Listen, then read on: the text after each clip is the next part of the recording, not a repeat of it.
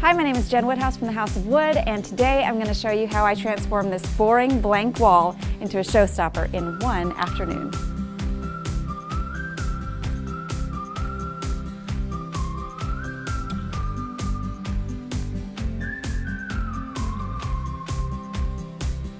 My church wanted to update their staff area, and they had this huge blank wall that was in need of some sprucing up. So when Plank & Mill reached out to me, it was perfect timing.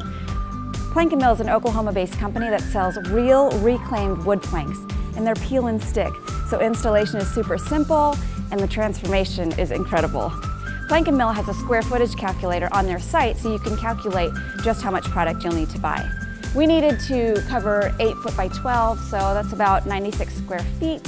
They recommend getting a little extra just in case, so we ordered about 100 square feet of the reclaimed barnwood planks. The church likes to switch out different looks from time to time, so I didn't want to make this a permanent feature in their space.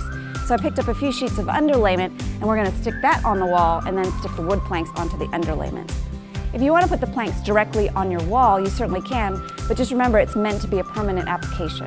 So if you want to remove it later, there may be damage to your wall.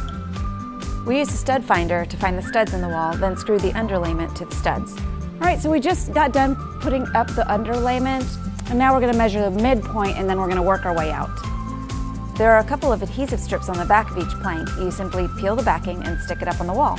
It really is that easy. You simply apply pressure all across the plank to make sure that adhesive sticks really good. And you're going to want to use a level to make sure it's level. First plank is up on the wall. Ta-da! Now there are no hard and fast rules here, just stagger the planks randomly for an authentic look. You may need to cut some of the planks to fit. Just measure, mark, and cut with a saw.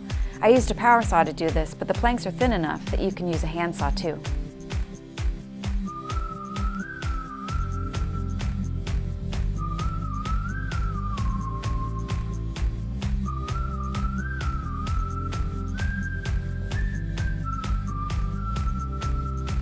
We got the planks up on the wall, and we trimmed it out with some 1x2s, and we were able to transform this blank, boring wall into something stunning and beautiful and interesting.